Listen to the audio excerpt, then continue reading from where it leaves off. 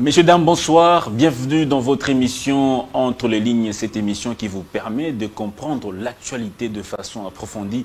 On invite les cadres politiques, les faiseurs de l'actualité de venir répondre à vos questions, à nos questions, pour vous permettre de comprendre en profondeur l'actualité. 3 sujets à l'ordre du jour cet après-midi. Affaire Kabound, est-ce que la procédure parlementaire a-t-elle été respectée? On reçoit un spécialiste des questions parlementaires. Il va essayer de vous expliquer pour que vous compreniez aussi, vous, à la maison. Deuxième sujet, MONUSCO, devons-nous accélérer son départ après les bévues des militaires, des casques bleus de la MONUSCO le dimanche dernier?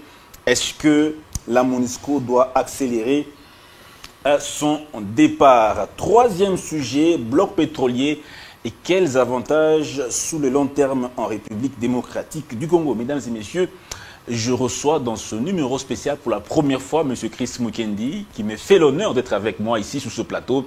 M. Chris Mukendi, bonjour et merci de répondre à notre invitation.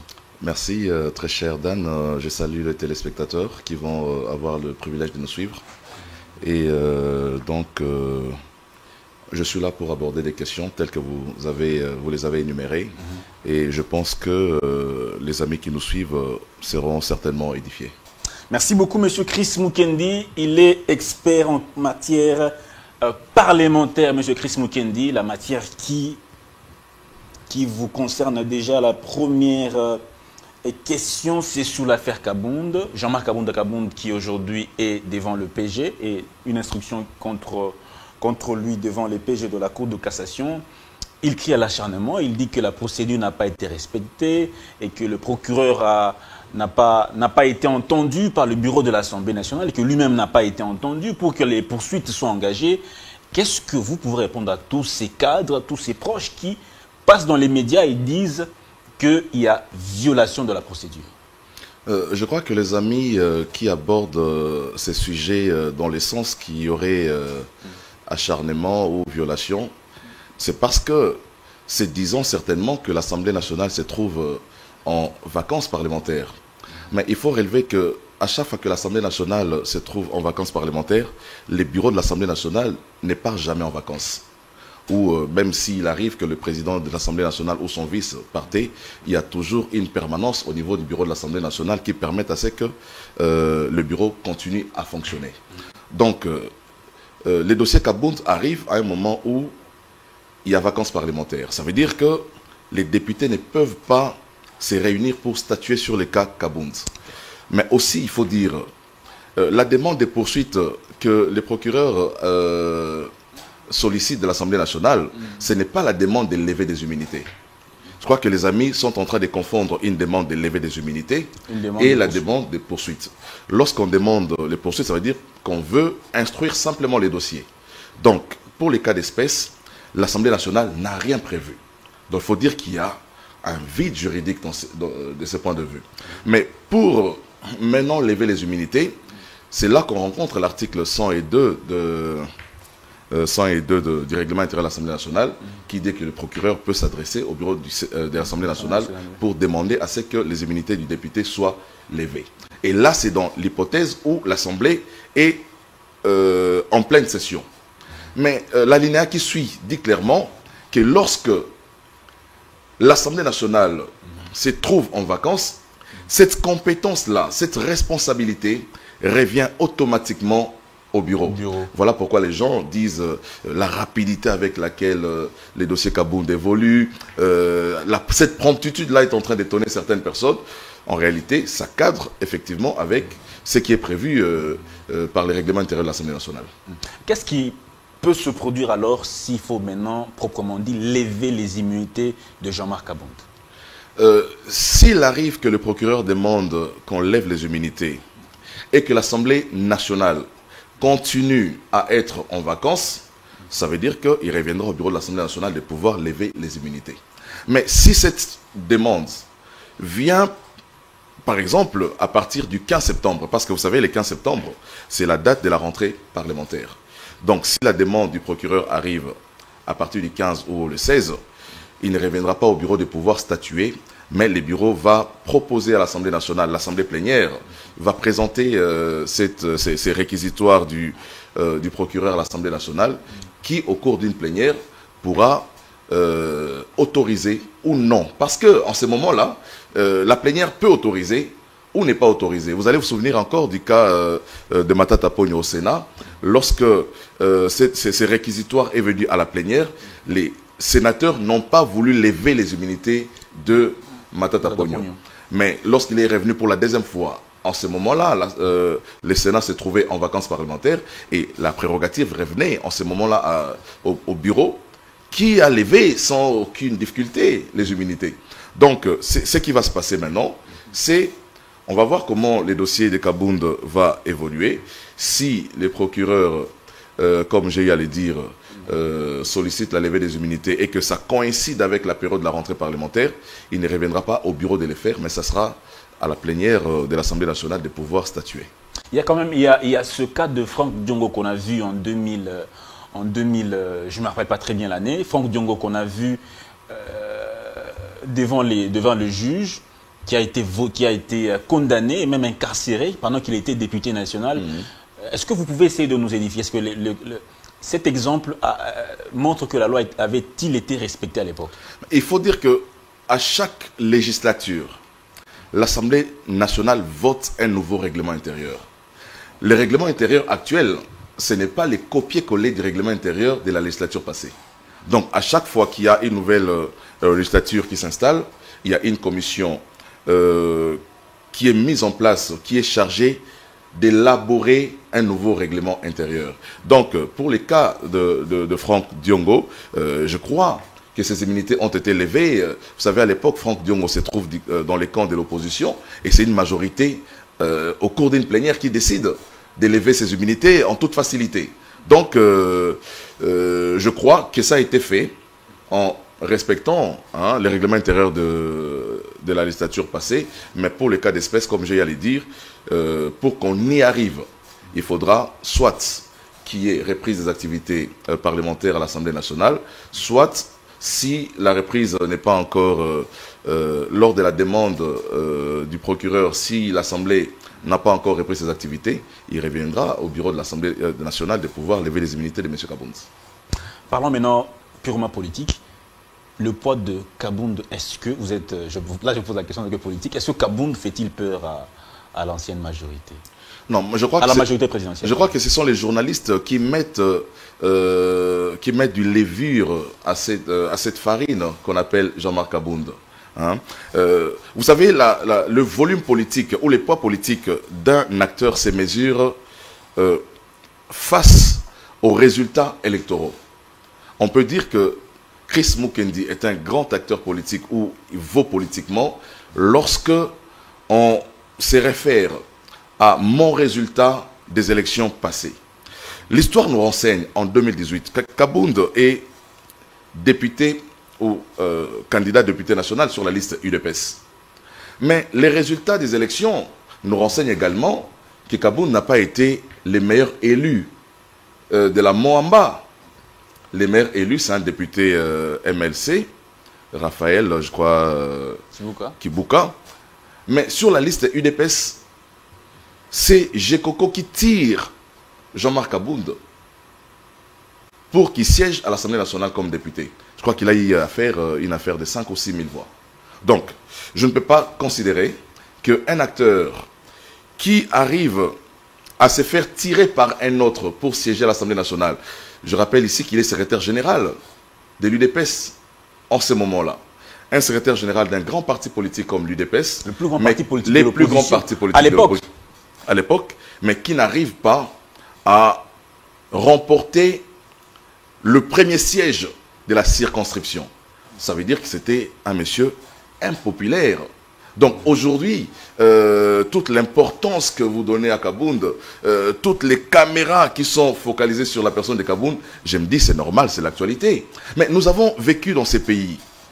Parce que l'histoire, il faut toujours s'en référer. Moi, je me dis, mais est-ce que les gens ont vécu l'histoire de Vital Kamerhe lorsque Kamerhe a été contraint à la démission à l'Assemblée nationale en 2009? Kamerhe, en 2006, est le meilleur élu de toute la République. Avec 100 000 voix, Vital Kamerhe, le meilleur élu de toute la République démocratique du Congo aux élections de 2006.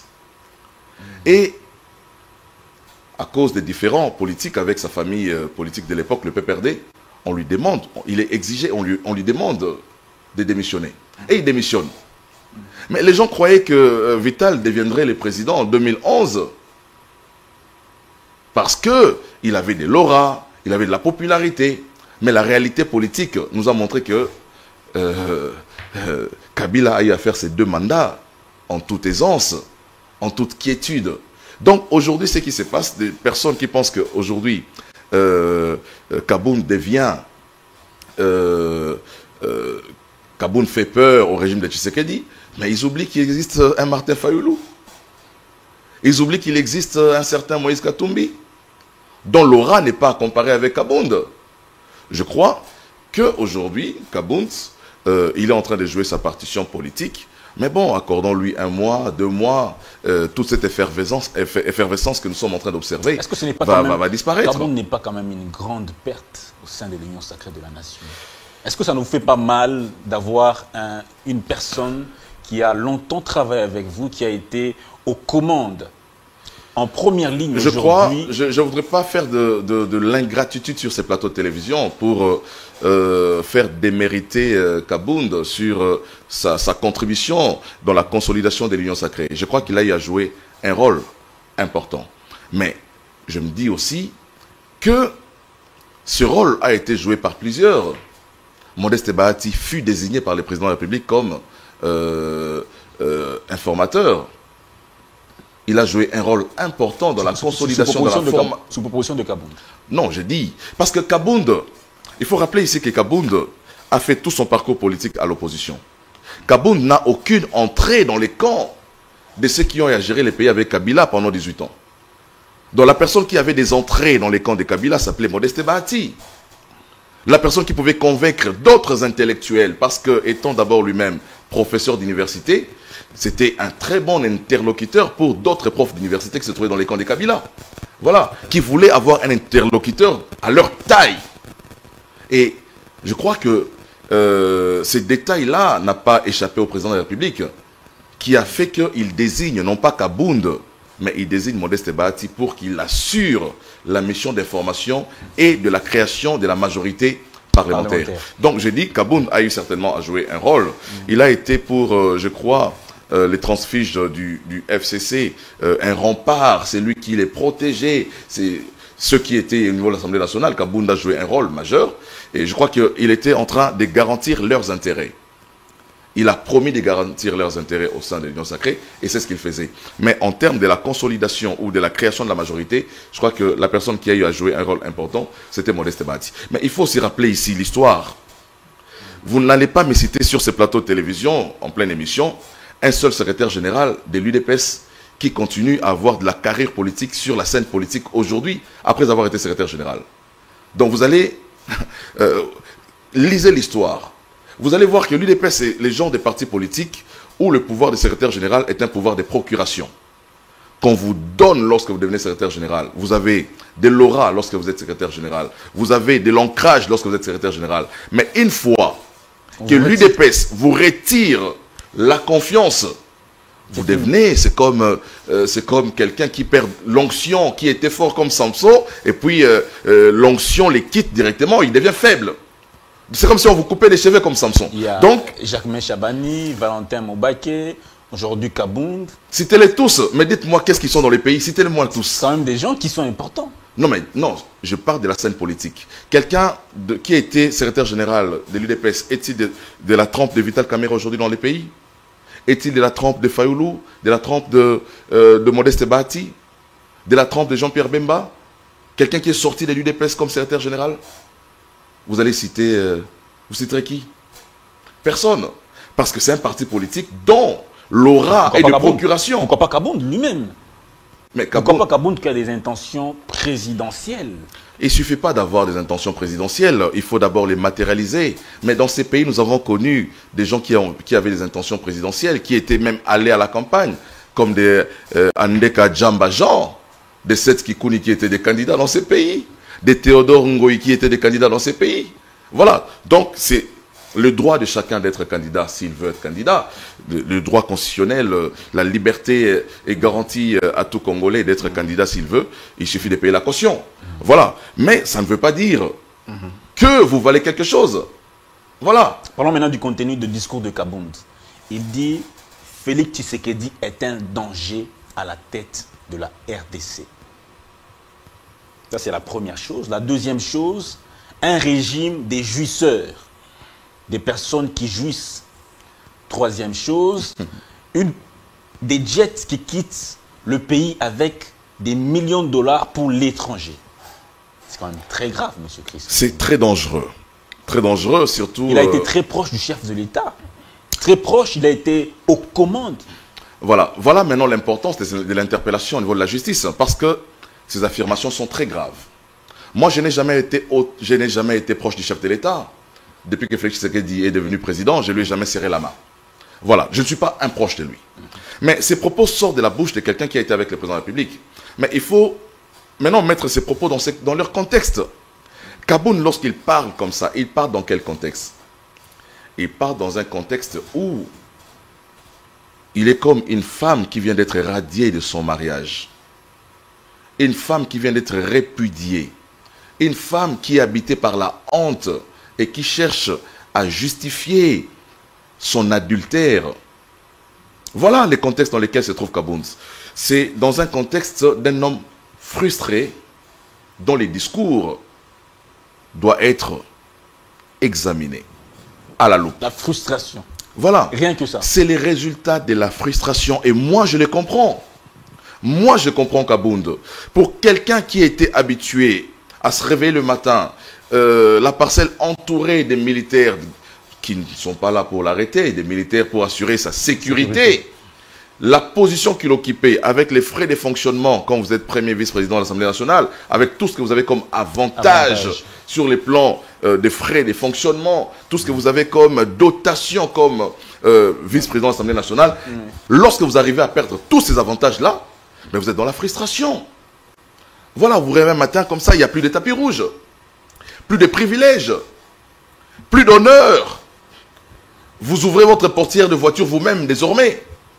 Voilà, donc, tous les avantages sont partis. Et vous vous retrouvez dans un cas de frustration. J'ai dit quelque part, c'est comme une femme qui est dans un mariage avec son mari. Le mari pisse au lit pendant 20 ans dans le mariage. La femme ne dit jamais rien. Hein, ni à sa famille, ni à ses amis. Personne ne sait que monsieur fait pipi au lit pendant 20 ans. Mais les jours où le mari chasse la femme parce que la femme a été attrapée en flagrant délit d'adultère, la femme commence à dire, ce gars-là que vous voyez, il fait pipi au lit. Il m'a chassé parce que j'ai découvert son secret. Donc, c'est effectivement ce qui s'est passé avec Kabound. Lorsqu'il était au centre, au cœur du pouvoir, Kabound n'a pas fait des déclarations. Ces déclarations, il les fait... Il avait demandé la réduction du train de vie des institutions. Ça, tout le monde peut le faire. Moi, j'ai toujours demandé ça. Je suis d'accord qu'il faut réduire sensiblement les trains des institutions parce que nos institutions sont budgétivores. Je l'ai dit. Mais ce n'était pas un discours populiste quand il l'a fait à l'époque. Ce n'était pas pour s'attirer la sympathie de la population parce qu'après, il a continué son train de vie.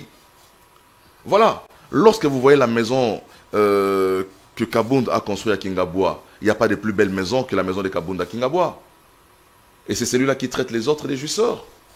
Voilà, donc je n'en sais rien du tout, mais je dis simplement qu'on ne peut pas avoir confiance aux propos d'un monsieur qui parle parce qu'il a un cœur rempli d'amertume, un cœur rempli de mécontentement, d'angoisse, de la perte de tout ce qu'il a eu comme avantage.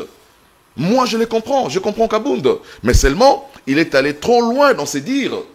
Voilà pourquoi il doit justifier. Quand il dit qu'il y a des jets privés qui quittent le Congo avec des millions de dollars, il doit le justifier.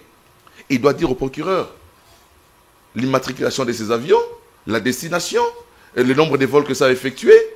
Il doit les dire. Si tel est le cas, j'ai dit, le président devrait être poursuivi. Le président de la République. Ben justement, mais Kabound doit prouver ce qu'il a dit. Voilà. Mais quand on parle de... Quand il parle de l'affaire RAM, Et justement, ces problèmes de jet privé, pourquoi est-ce que le procureur général n'essaie pas d'aller au-delà de Kabound pour vérifier ces allégations? C'est-à-dire ouvrir d'autres dossiers judiciaires à charge d'autres personnes, d'autres personnalités politiques pour vérifier, par exemple, le cas du RAM. Appeler le ministre mais le cas du RAM, il y a eu un contrôle parlementaire parce que on ne peut pas faire un chevauchement de contrôle. Je crois que la justice a un rôle à jouer, mais l'Assemblée nationale aussi a son rôle à jouer. Les lieux où les ministres sont interpellés pour se justifier, jusqu'à ce qu'ils soient amenés à une motion de défiance, c'est à l'Assemblée nationale. C'est un contrôle. Donc, j'ai dit, au niveau de l'Assemblée nationale, les dossiers a été déjà clos en ce qui concerne le silence de l'IGF aussi inquiète. Non mais justement, on ne peut pas avoir chevauchement les dossiers l'IGF qui fait le même travail que l'Assemblée nationale. Hein? Donc j'ai dit, il y a chevauchement. Ce travail-là a été fait par l'Assemblée nationale qui a donné son rapport et ils ont maintenu le ministre. Et à l'époque, on dit même que le ministre a été protégé par Kabound lui-même. Voilà. Pour la plupart des députés, les ministres devaient connaître une déchéance. Mais on dit que c'est Kabound lui-même qui a protégé les ministres. C'est encore lui. Donc, je dis, tout ce que Kabound est en train de faire comme des affirmations, il faut qu'il soit devant son juge naturel, auprès de qui il devra apporter des preuves de ces allégations. Merci beaucoup, M. Chris Mukendi. Deuxième sujet, bloc pétrolier. Quels avantages sous les longs termes bloc pétrolier 27 blocs pétroliers et 3 blocs gaziers pour la République démocratique du Congo, 22 milliards de barils de pétrole, plus 66 milliards de dollars, si je ne me trompe pas. Alors, M. Chris Mukendi, cette question de barils de pétrole, de blocs pétroliers, excusez-moi, des blocs pétroliers pose aussi problème avec les ONG internationales. Vous avez suivi Greenpeace, qui dit que la RDC contient beaucoup de terres qui contiennent des gaz à effet de serre, qui absorbent les tourbiers. Voilà, les tourbiers, beaucoup de tourbiers dans le monde. La RDC parmi les pays qui a beaucoup de tourbiers dans le monde, qui absorbent les gaz à effet de serre. On parle de plusieurs gigatonnes de gaz à effet de serre pour plus de 3 ans de CO2. Est-ce que vous ne craignez pas que de mettre l'humanité entière en danger? Est-ce que le gouvernement a-t-il réfléchi sur cette question-là? Cette question me fait réfléchir quand je vois l'opposition des ONG internationales. Je me pose une question. D'abord sur les personnes qui sont derrière ces ONG. Ces ONG sont financées par qui? Lorsqu'ils font ce genre de déclarations que la RDC ne peut pas exploiter son pétrole, la RDC ne peut pas exploiter son forêt, la RDC ne peut pas exploiter son gaz méthane, ça veut simplement dire que nos amis sont dans la logique de maintenir la RDC dans le sous-développement. Non, mais c'est une question mondiale, la question climatique, monsieur. Je suis en train d'en venir. La RDC est un pays solution, comme l'a dit le président de la République. Très bien, nous sommes un pays solution. Ouais. Les autres sont en train de polluer ailleurs.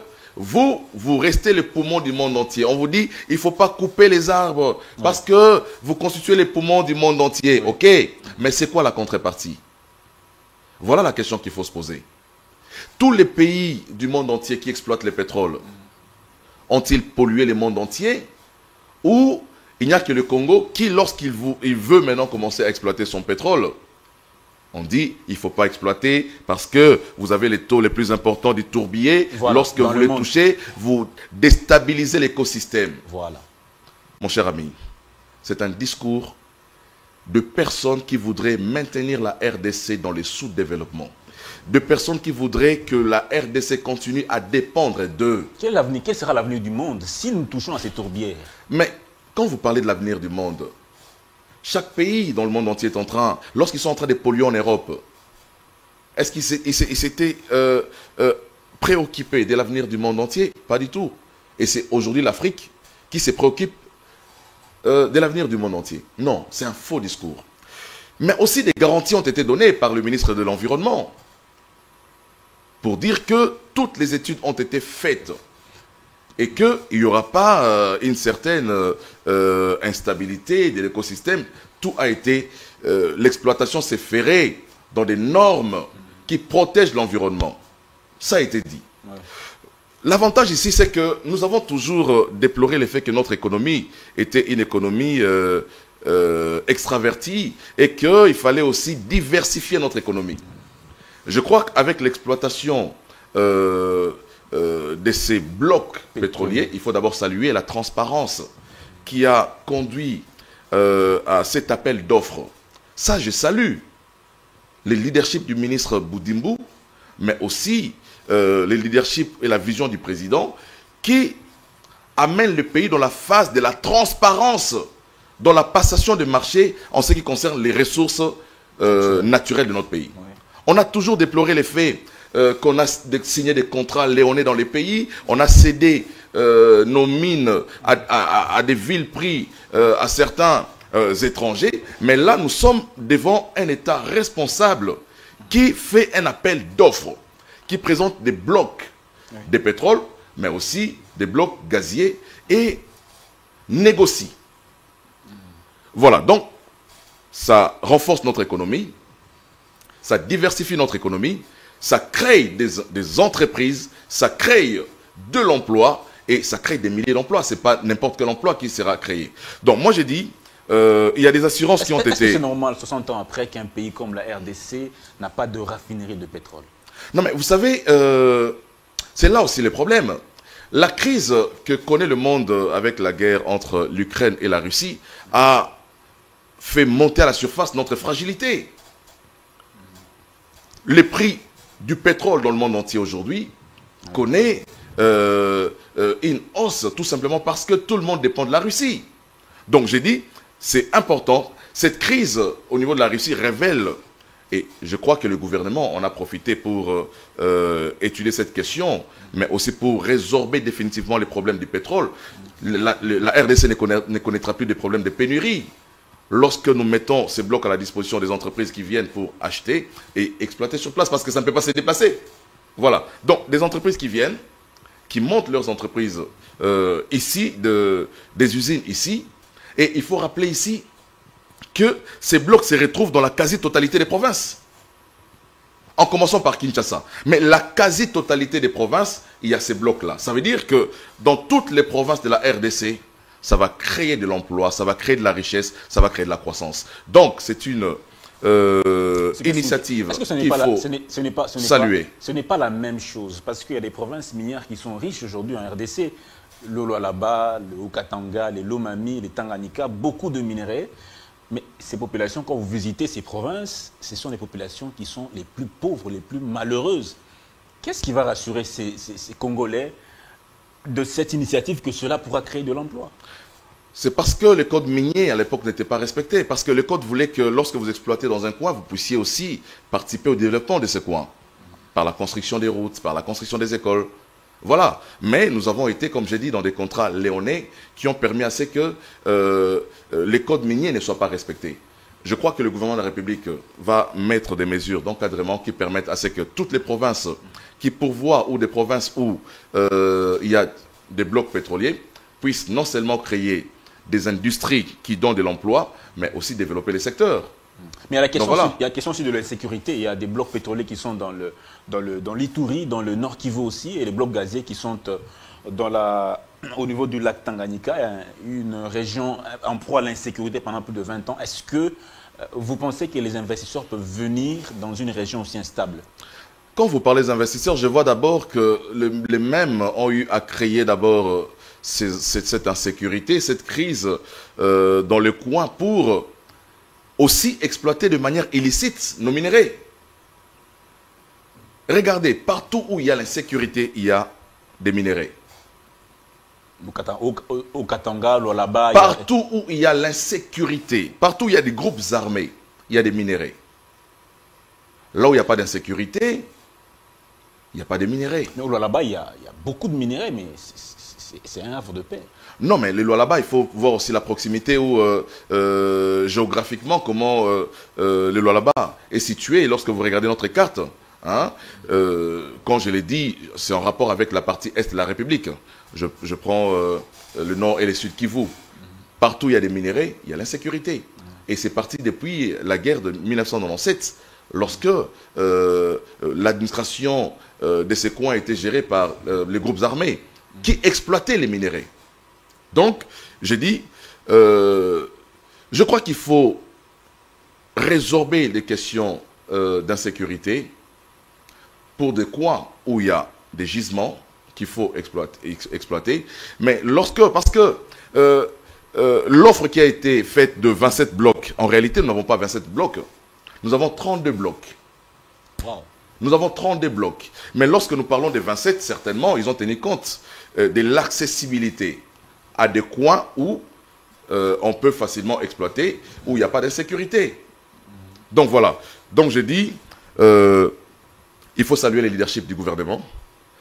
Déjà, du fait que ça a été une offre transparente qui permet à ce que des entreprises viennent, non pas derrière la porte, non pas par la fenêtre, pour négocier avec les gouvernements l'exploitation de ces gaz, de ces blocs gaziers, mais aussi de ces blocs pétroliers. Qu'est-ce qui peut rassurer que ces contrats-là seront faits et que il y aura respect des contrats, parce que vous avez dit qu'il y a des contrats qui ont été faits dans le passé, mais que ces contrats n'ont pas été respectés. On va parler du code minier. Qu'est-ce qui prouve que cette fois-ci, il y aura respect des contrats qui seront signés? Est-ce qu'il y a des mesures de coercition de ces investisseurs qui viendront? Je pense, mais déjà, l'offre a été transparente. Je ne vois pas le gouvernement, lorsqu'il va céder ces blocs pétroliers, n'est pas communiqué à la population que ces blocs ont été cédés à telle ou telle entreprise à autant de milliards de dollars. Puisque les offres étaient transparentes, je crois que la cession de ces blocs ou la vente de ces cessions seront également aussi... Est-ce que nous avons des infrastructures à même de rassurer ces investisseurs-là? Est-ce que nous avons des routes, nous avons des hôpitaux où quand ils viendront, ils peuvent se soigner facilement?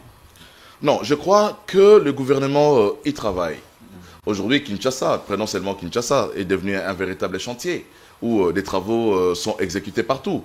Hein, je crois que le gouvernement a mené des études parce qu'il faut que même l'énergie puisse accompagner. On ne peut pas prétendre avoir une industrie dans un pays où il n'y a pas d'électricité. Voilà. Donc c'est l'électricité qui crée l'industrie et l'industrie qui crée l'emploi, l'emploi crée la croissance. Donc je crois que le gouvernement est en train d'y travailler et le projet de développement des 145 territoires, je crois, c'est aussi un projet qui permet à ce que ces blocs pétroliers s'appuient.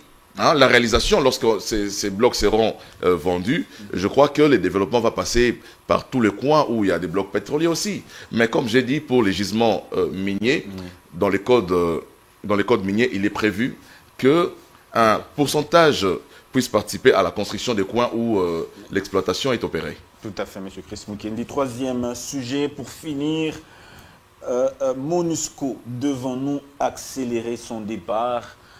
Chris Mukendi, quel est votre point de vue à ce sujet? Mon point de vue, c'est de relayer les discours qui ont été tenus par le président du Sénat. Parce que, après 23 ans de présence de la MONUSCO en République démocratique du Congo, l'évaluation que nous faisons de cette présence est que la MONUSCO n'a rien fait pour rétablir la paix. Ils ont soutenu les élections. Pour instaurer 2006, 2011, 2018, ils ont soutenu les élections en termes de logistique. Ils ont sérieusement aidé la RDC à tenir les caps électoraux. Non mais le pays n'est pas que les élections. Transport des kits, tout ça, on oublie. C'est très bien, mais il n'était pas là pour cette... La mission principale de la MONUSCO, c'est d'imposer la paix. Et cette mission, la MONUSCO a échoué. La MONUSCO est allée très loin. La MONUSCO a tué les Congolais. Ça, il faut le dire, il faut y insister. La MONUSCO qui est venue pour imposer la paix est devenue l'assassin. La MONUSCO qui est venue pour nous aider à mettre fin à l'insécurité crée l'insécurité. Vous avez vu les événements, les récents événements qui se sont passés à la barrière des Kassindi, où un véhicule de la MONUSCO a forcé notre frontière, alors que les frontières sont intangibles. La MONUSCO a tiré sur nos agents commis à l'immigration. La MONUSCO a fait plus de 36 morts au Congo. Autant qu'on dénombre les morts tués par le M23, autant on peut dénombrer le nombre de morts que la MONUSCO a causé. Parce que la MONUSCO a utilisé une force disproportionnée sur la population. Donc moi je crois qu'il est temps que la MONUSCO plie bagage. Il est temps que la MONUSCO, qui a failli à sa mission, mais qui malheureusement s'évertue à faire d'autres choses. La MONUSCO est impliquée dans beaucoup de trafics de minerais à l'est de la République. On a vu des images des véhicules renversés de la MONUSCO qui transportaient du coltan. Donc, cette mission à laquelle ils ont été conviés en République du Congo a été, je ne sais pas, transformée en autre chose. Donc j'ai dit, la MONUSCO, lorsque les forces rwandaises entrent en RDC, la MONUSCO ne fait qu'observer, alors qu'elle devait agir aux côtés des FARDC.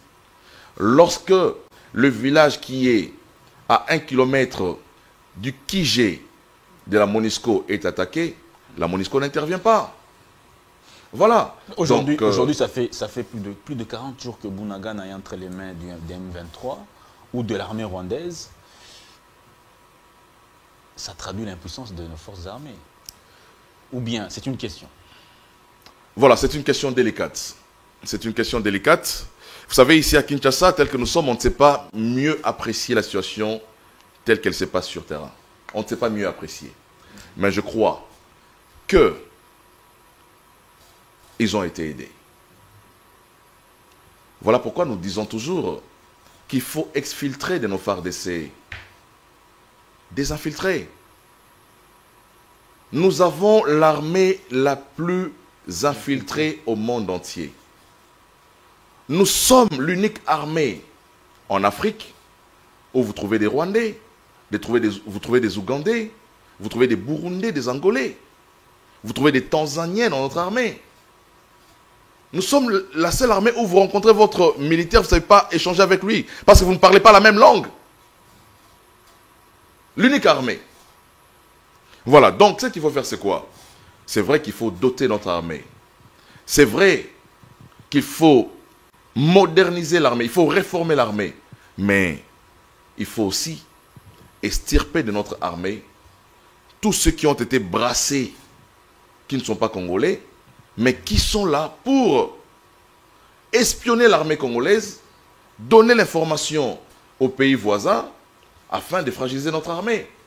Toutes les stratégies qui sont arrêtées au niveau de notre armée sont connues de l'autre côté. Voilà, donc il faut un travail de fond. Je ne sais pas comment le gouvernement s'y prend, mais je sais que le gouvernement travaille de manière à récupérer Bunagana, qui est aujourd'hui, c'est l'administration qui est entre les mains de M23. Mais bon, je ne sais pas comment se gère la situation sur terrain. Et je pense que les questions sécuritaires échappent au commun de ceux qui ne sont pas directement impliqués dans ce qui se passe.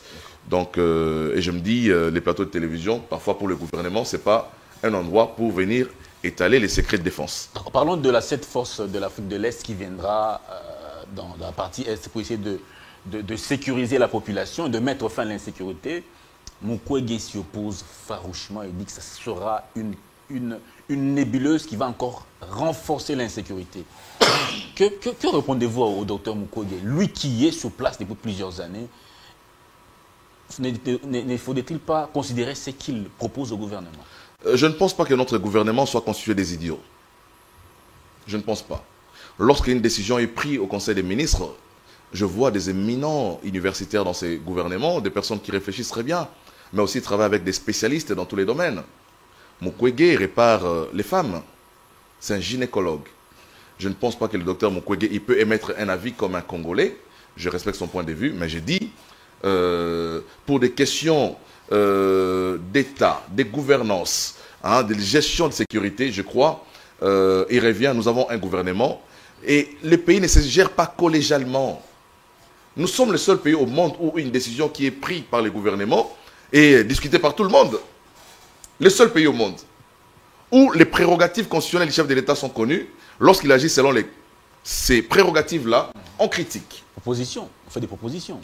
Mais justement, je dis seulement qu'on ne gère pas un pays de manière collégiale. Il y a un seul président, il y a un seul premier ministre, il y a un seul ministre de la Défense, et je pense que toutes les décisions qui sont prises au Conseil des ministres sont prises pour l'intérêt du Congo. Je ne pense pas que le président de la République, le Premier ministre et l'ensemble des membres du gouvernement prennent des décisions pour faire du mal au Congo. Je ne pense pas. Donc, ils ont certainement eu à évaluer les pour et les contre avant qu'ils décident de faire venir cette force. Donc, moi, je me dis, j'observe. Mais bon, l'opposition peut toujours tirer la sonnette d'alarme, il n'y a pas de problème. C'est ça le rôle de l'opposition aussi. C'est le rôle de tous les citoyens, ils peuvent toujours tirer la sonnette d'alarme. Mais la gestion de la République, ce n'est pas une gestion collégiale. Il revient au président de la République, aux membres du gouvernement, de pouvoir lever les options qui conviennent pour pouvoir ramener la paix au pays. Chris Mukendi, nous sommes à la fin de l'émission. Regardez tout droit la caméra et puis répondez juste à cette question simple. Citez-nous quelques faits ou facteurs importants pour lesquels le chef de l'État, Félix Tshisekedi, pourra être réélu en 2023. Quelles sont les actions qu'il a posées ou qu'il pose qui pourront faire en sorte qu'en 2023, le peuple puisse le voter à nouveau? Vous pouvez répondre à cette question face à cette caméra qui est juste en face de vous. Voilà. La première des choses, c'est que le chef de l'État lutte contre l'impunité, la corruption, avec l'instauration de l'IGF. Je crois que c'est un but marqué par le chef de l'État. Nous avons été dans ces pays où l'impunité, où on n'a jamais vu un ministre être arrêté, un directeur de cabinet du président être arrêté, alors qu'il y avait des détournements dans les pays, personne n'a été arrêté. Et avec l'instauration de l'IGF, je crois que c'est un élément important qui renforce la mobilisation de nos recettes dans les pays. Je crois que le chef de l'État mérite aussi un second mandat parce qu'il a instauré la gratuité de l'enseignement qui était consacrée dans notre constitution depuis 2006, mais jamais appliquée par les régimes précédents. Je crois aussi que le chef de l'État, parce qu'il a exprimé, bien affiché sa volonté à pouvoir améliorer les conditions sociales. Les salaires de militaires sont améliorés, pas, il faut dire, pas de manière suffisante, mais il y a les soldes des militaires qui ont été améliorés. Les salaires des fonctionnaires sont majorés. Les Koulouna qui étaient ici considérés comme des assassins ont été transformés en bâtisseurs dans le pays. Des grands travaux d'envergure sont en train d'être menés dans le pays. Construction des routes, construction des hôpitaux. Il y a 9 centres de santé qui ont été inaugurés tout récemment. Et la maternité a été rendue gratuite par les chefs de l'État. Les prix des passeports ont été revus à la baisse. On n'a plus de prisonniers politiques comme à l'époque des Kabila. Nous n'avons plus d'exilés politiques. Nous avons seulement des fugitifs aujourd'hui, des gens qui ont fui la justice, hein, notamment Kalev et John Numbi. Le pays n'a pas d'exilés politiques. Quoi encore hein, il y a beaucoup d'autres choses que le chef de l'État est en train de faire, mais aussi les projets de développement de 145 territoires qui arrivent. Je crois que ce sera un projet qui va faire gagner la République, hein, qui va créer de l'emploi, qui va créer de la croissance. Et donc voilà, pour autant de choses que j'ai dit là, je crois que le chef de l'État, pour tous ceux qui bénéficient de cette vision, de cet apport, je crois qu'au moment opportun, ils pourront bien lui accorder les seconds mandats pour tous les efforts qui ont été déployés. Une toute dernière question, quelle est la différence entre Kabila et Tshisekedi dans la gestion? Certains disent que c'est la continuité et par une autre personne. Quels sont les faits qui démontrent que Ici, Tshisekedi fait différemment que Kabila. Vous savez, la plus grande faiblesse du président Kabila, c'était l'impunité. La plus grande difficulté. Kabila serait un meilleur président parce qu'il est craint. Mais seulement, il a laissé faire les choses. Les gens volaient, les gens détournaient l'argent et Kabila ne faisait rien, ne disait rien. Voilà. Félix a eu à mettre son directeur de cabinet en prison, même s'il est dehors aujourd'hui. C'est déjà ça la différence. Mais c'est aussi... L'autre différence, c'est le caractère humanitaire de Tshisekedi. On sent que c'est un humain. Voilà. Le président Kabila, en tout cas, je ne sais pas. Je ne l'ai jamais approché, mais on sentait que c'était... je ne vais pas dire un mot qui va me coller un procès ici, mais seulement, la différence, c'est aussi, on sent que le président de la République, c'est un humaniste. Un humaniste. Qui est en train d'humaniser aussi tous les services de sécurité. Il est en train de mettre son empreinte d'humanisme partout où il passe. On sent que c'est un président qui nous ressemble. Merci beaucoup, M. Chris Mukendi, d'avoir été avec nous.